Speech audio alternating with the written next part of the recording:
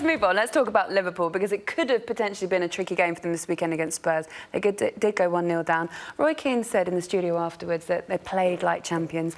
Is this kind of grit champion-winning material?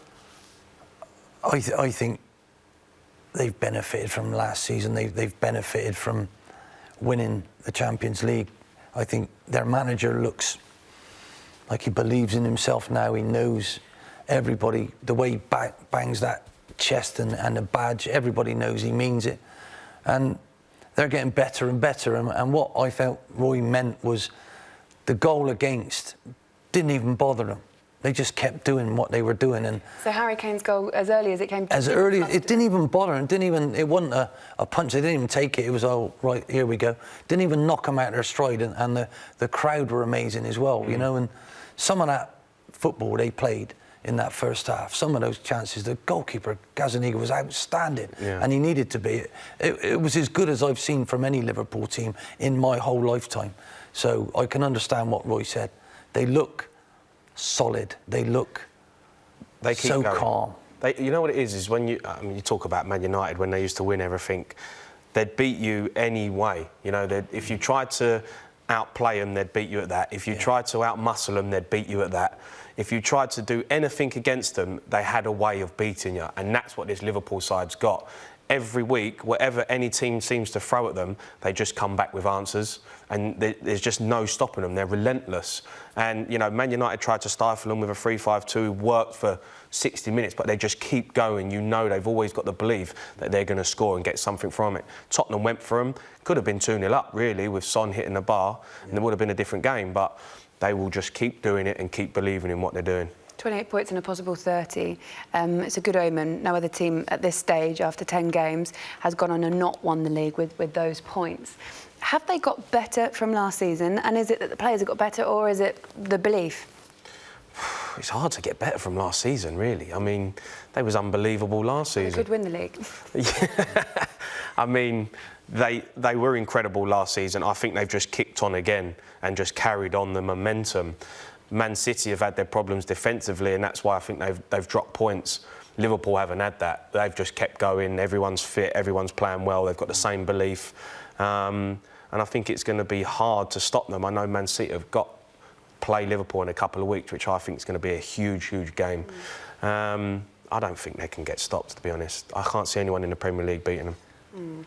Let's have a little look at their fixtures, because you just mentioned it. They do play Manchester City in a couple of weeks. This is Liverpool's and Manchester City's back-to-back. So Liverpool, Villa, City, Crystal Palace, Brighton, Everton, Bournemouth, compared to Manchester City, Southampton, Liverpool, Chelsea, Newcastle, Burnley, Manchester United.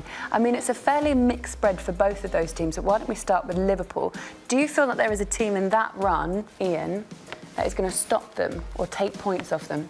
Well, you're talking about Man City, aren't you? Talking about Liverpool. Yeah, you're talking about Liverpool. They've got Man City at home. Wow. Can you imagine if Liverpool win that game? You know, seriously, wow. Well, I think it's over then. I think Palace is a tough game away from home. You know, it's never easy going there. Man City went there the other day, got a result.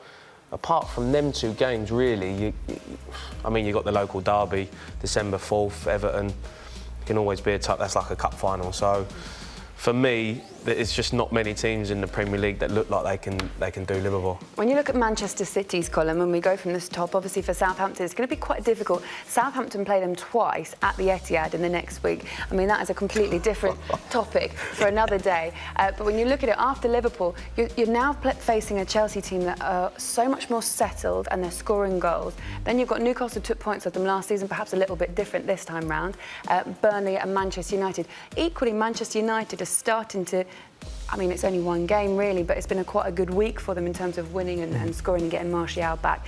Is it more difficult, that run of fixtures, for Manchester City when you consider their lack of personnel at the back? On paper, it is, I believe. But this Premier League isn't on paper. You have to earn the right every week. There's great players throughout the league in different teams. So, you know, it's about being consistent. And to me, Liverpool just... It's the way they're doing it. Everything seems to be so calm. The second the ball's anywhere, a defender, instead of panicking and clearing it, he'll get it down and play it, and they regain composure straight away. And the crosses that they're arrowing into the box from all sorts of angles is normally lead to you being under pressure. Whereas Man City's lovely movements up and around the edge of the box, they don't cross from deeper, so that's a little bit harder to do. So, you know, it looks really effective. They look like they've got their strength back. They've got Oxlade-Chamberlain, they've got Lallana, they've got all sorts of choices. They seem to be getting better. They haven't lost one of their talisman, you know, whereas Man City have lost Laporte, which is unbelievable. The difference. I'm sure they're kicking themselves now that they didn't go in for Maguire, you know. But what a wonderful thing to watch for us if you're a neutral. Because if you're a Liverpool fan, you just want to win it. You haven't won it for 30 years. You know, they're so desperate. So the stories are there, but I can't wait for it to unfold. I don't think I've seen two teams quite as good as this and as consistent as this over this course. Everybody else is miles away from them. If, for example, Jurgen Klopp decided in January he did want to dip into the market and strengthen somewhere, would it be that midfield area? Do they need another playmaker, or do you think they're happy with what they've got and who they've got coming back into the team? I mean, that's a tough question because he's just got the...